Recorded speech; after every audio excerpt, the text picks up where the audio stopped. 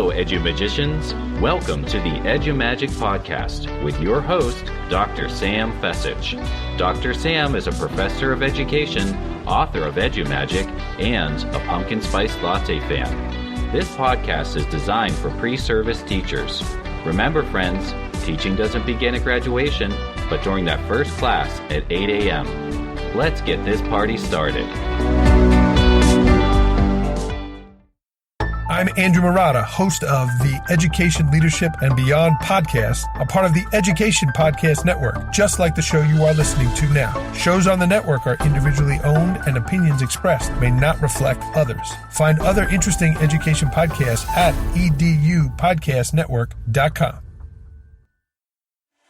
Hey Edu-Magicians, it's Sam, and before we start into this episode, I want to share with you about an amazing resource. It's called the Educator Candidate Member Portal. AAEE provides you with resources such as virtual job fairs, a job board, interview tips and prep, resume building, webinars. You can even get a copy of the Job Search Handbook digitally. So head on over to aaee.org and create your free Educator Candidate Member account today. Hey friends, welcome back to another Edu-Magic Monday featuring student teaching during COVID. My name is Dr. Sam Fessich, and today I am so excited to have an amazing educator on.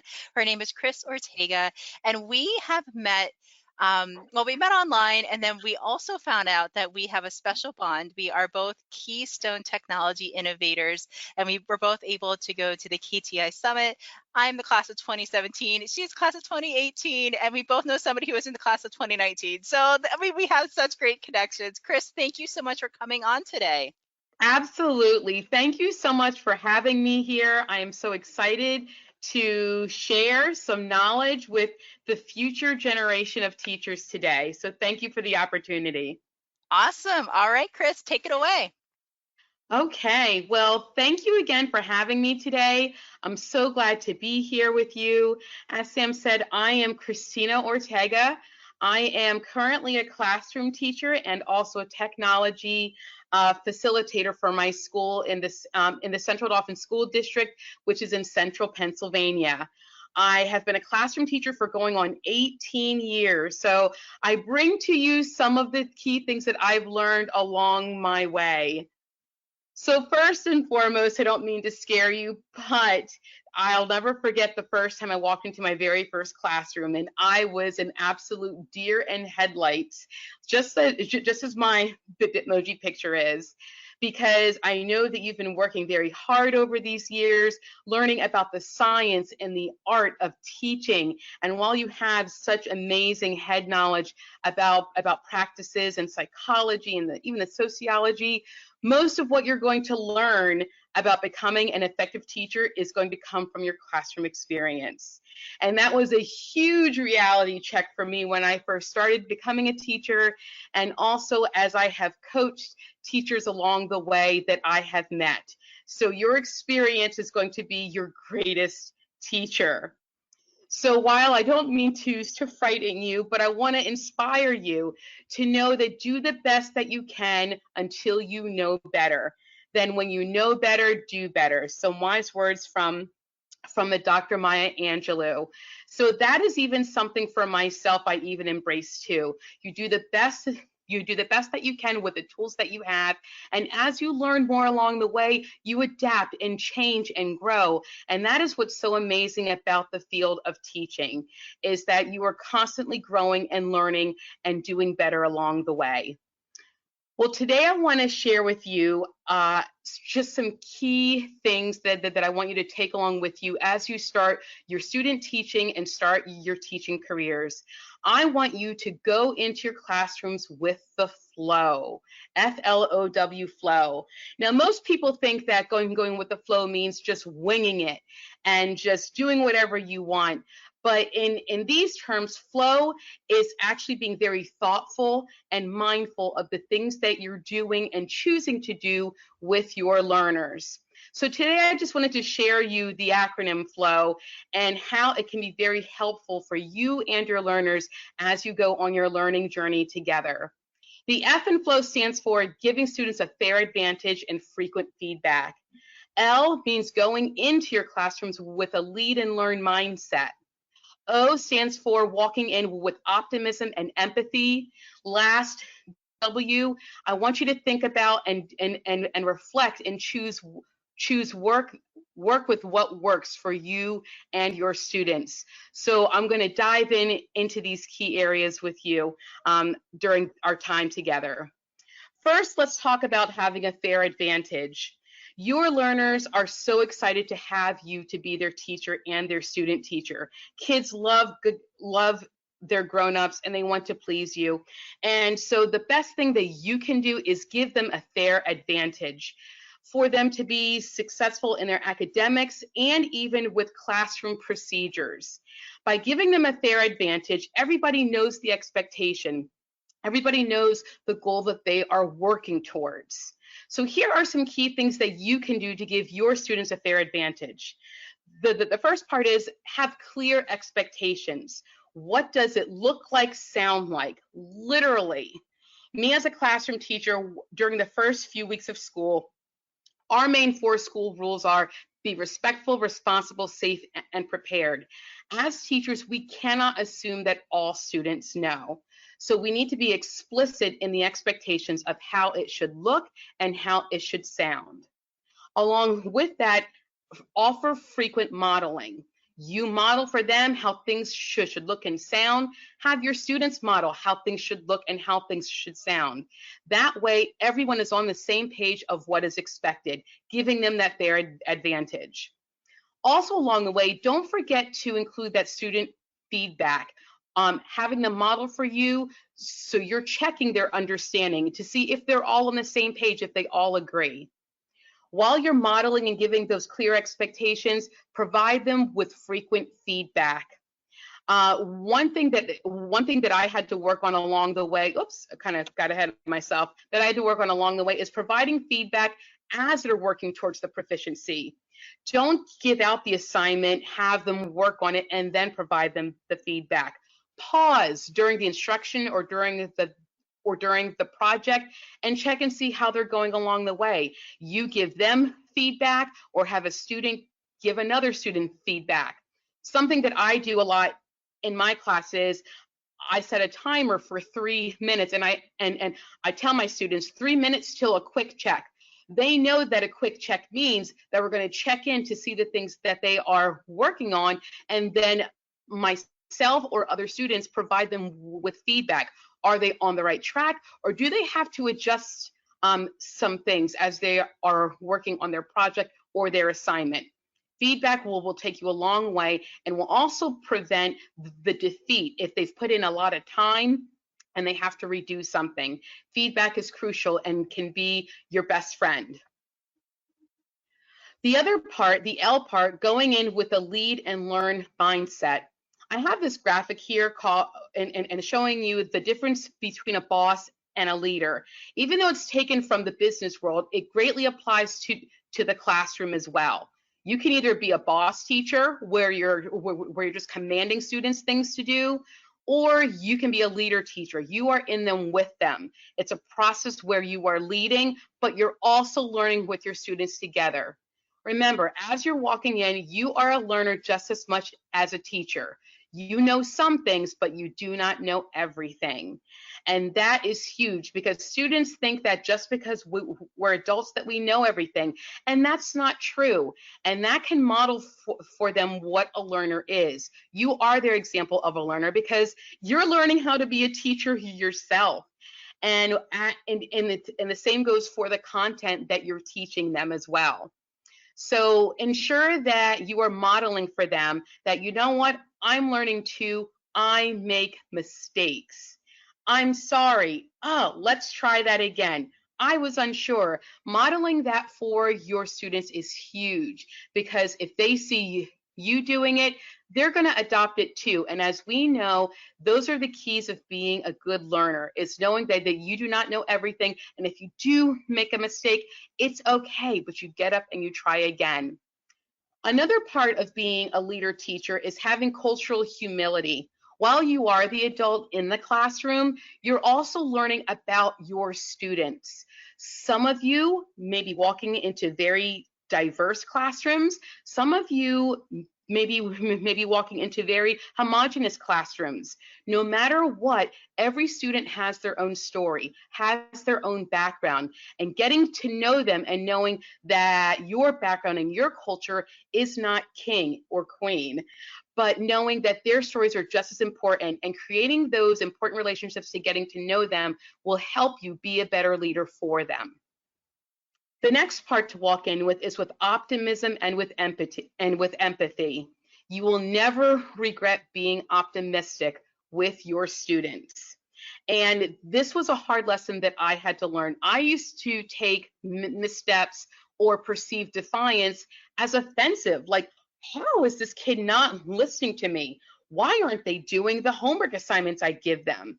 And I had to learn that most missteps and assignments and behavior usually come from misunderstanding or a signal that they may need help from you. And that was a huge thing that I had to learn, to look at a misstep as an opportunity to get down with that student and learn from them, what is your story? What is going on? How can I help you? So instead of being focused on who's doing it right, who's doing it wrong, if there is a misstep, well, show me what you mean. Tell me more. Which step are you missing? Use a misstep as an opportunity to learn together, to clear up the perception and be there and lead with them. Once again, a lot of these tie in together, but if you lead with optimism that they're making a mistake because of a misunderstanding or as a signal, your students will value you as the adult who really cares about them, and they will respond much more to you in that way. The last part of flow is the W, work with what works and be ready to adjust. I must say there have been many times, even in my veteran years, where an instructional strategy, instructional pacing, a digital tool, or even a lesson plan just does not work. That is okay. That is expected. So be prepared to adjust. You might be in the middle of a lesson and you're realizing this lesson or this strategy is confusing for my students. It's okay to stop and readjust. You might have a digital tool plan to use. It's not working. A lot of students are having trouble with it. It's okay to stop and readjust. That lesson plan that you spent hours planning and putting together is falling apart. It's not working. It's okay to stop and readjust. Remember, you are teaching children, someone's baby, whether they are big, like in high school, or the littles. They're someone else's child, and they deserve a chance just as you do too. And I've learned that when things aren't working, have that dialogue with your students. Boys and girls, I don't think that this is working. Let's try something else. That is an incredible model that you are showing them, that even as teachers, there are some times where we have to replan or readjust to make things work for them and things that are better. And those lessons are key and will take your students such a long way. So to wrap this up, the 4 things with going with the flow: F, giving your students the fair advantage and frequent feedback, giving them clear expectations, lots of modeling. Don't forget to have a lead and learn mindset. You are leading with your students and learning with them. You're not just the boss or the taskmaster giving them things to do. Choose optimism and empathy. Most of the missteps happen because of a misunderstanding or need of support. And by you getting down and understanding with them, you are building up that strong relationship with your students. And last, work with what works for you and your students. It's okay to readjust. It's okay to stop and readjust while you are working through a lesson, because you show your students that you are human and you are a learner just as much as you are a teacher. how could you see that helping you as you go into your student teaching? And what questions do you have? What is currently working for you? I know you're teaching you have hybrid students, possibly you have students face to face. What is currently working for you? In terms of instructional strategies, I know that direct instruction and interactive video have been my key strategies that have been the most helpful. We were on a hybrid schedule for the first couple of weeks of school, and actually starting tomorrow, we're going back to full in person, but our district is also providing a virtual program as well. So in terms of instructional strategies, definitely explicit direct instruction, just because there's been a big disruption in our schedules. So I know that that's been very helpful. I've been diving into the questioning strategy, teaching my students how to ask and answer questions while we read and comprehend, and while we're solving our math problems, or even during content time. In terms of tech tools, definitely Nearpod has been a go-to because it has the self-pacing option, and that was very helpful when they had their virtual learning days to ensure that they hit each assignment for reading or even for math. Another favorite has been Edpuzzle, because you can embed questions for them to answer as they watch the video. So definitely Nearpod, Edpuzzle have been my go-tos, but I have a bunch of other ones that we haven't dove into. Oh, and of course the Flipgrid. They love that because during our virtual days, that was our classroom platform to share our ideas and for students to hear each other, because we were not in the same physical space at one time. So we use that as a virtual platform space for us to share and to give comments to one another.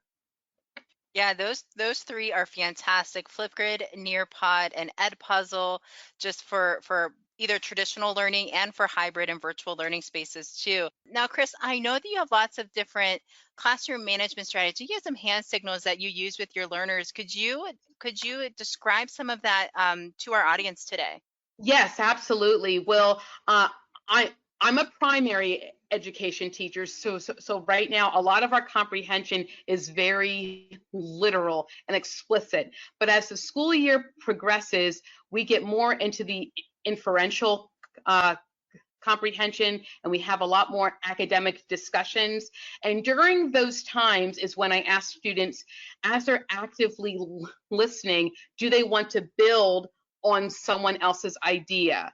Do they want to stretch the topic even more?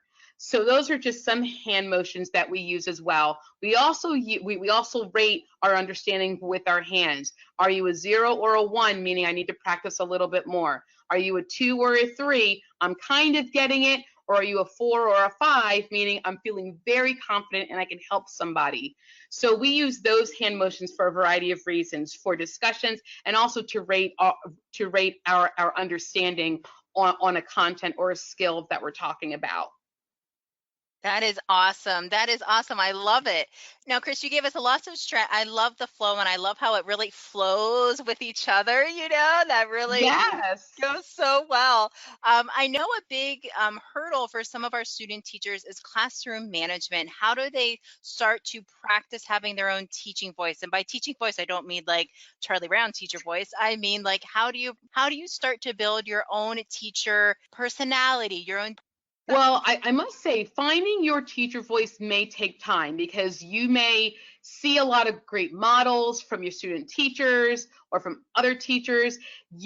Basically, that comes along the way with your experience. In terms of with signaling for large groups and coming back, I love my style is being very direct and explicit with my students so they know what is coming next. So if they're doing a project, I always have a timer not to be done, but a timer so they know what is coming next. And I always tell my students, if the timer's getting low, boys and girls, we have about 3 more minutes. That doesn't mean you have to be done, but just letting you know that we're transitioning into something else.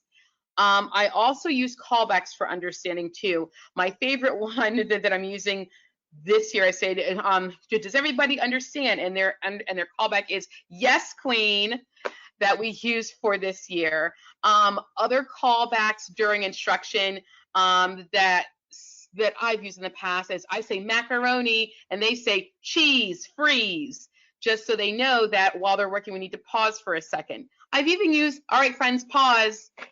And they know that pause means it's going to be a quick stop to maybe clarify something or ask questions or even some feedback that I'm about to give them. So for me, a lot of my teacher voice has come from helping my students progress through by giving them signals to anticipate like what is coming next. But your teacher voice and your teacher style is something that is just going to come along the way as you go through it. And it will be awkward. I'm telling you now, your first couple of years are going to be awkward. And have patience for yourself. Have a mentor that you look up to talk to about things along the way. Absolutely. I love that idea of coming alongside a mentor, having someone mentor you throughout your first year or even first 2 years. You never know what's going to happen. And it's just a great person to have a conversation, a dialogue, get ideas back and forth, share resources. Absolutely. All right, friends, I want to thank you for your time today. Chris, how can we connect with you? I'm definitely on Twitter, and I also have a website, theclassroomdigitaldiva.com, where I have my blog and my podcast. You can also find me on Instagram, where you can type in the Classroom Digital Diva. I'm also on Instagram as well. So I'm all over social media. So yes, definitely connect. I would love to hear about your journey. And I'm also here as a resource too, if you have questions along the way. Christina, thank you so much. This was such an honor hearing from you. And friends, if you subscribe to the EduMagic podcast, you got to subscribe to the Digital Diva podcast as well. She does an amazing job. And Christina, this was like a passion project, right? That just kind of snowballed into this is going to be something that we're going to do for a while now, right? Absolutely. I actually started blogging in the summer of 2019, just because I had so many ideas and thoughts about teaching, because from being in it for a while, I just felt that, I need to speak my voice and start speaking to the next generation of teachers and the teachers that are in there now. And my podcast was birthed from the pandemic. We were shut down, and I just wanted to document how teachers were doing during the pandemic. And so the first, I want to say 9 episodes, I talked to different teachers from primary, high school, principal, Dr. Fesich. I even talked to you with how you were coping with this huge shift in our classrooms, and so ideas have just been coming. So other podcasts have been talking about instructional coaching, being culturally humble in your classroom, and I've taken a break just because it's been a whirlwind of a school year, even for me. But there will be new episodes coming along the way. Oh, wonderful. Thank you so much. All right, friends, next week we have Kiana Cole sharing about self-care for teachers. And friends, this is something I wish that I learned about whenever I was a future teacher, because I'm still working through that self-care thing. So I'll see you next week, 2:00 from 2:30 with Kiana Cole. You can follow her over on Instagram at Kicking It with Key. All right, I'll see you next week. Thank you, Christina. This was amazing. Thank you so much.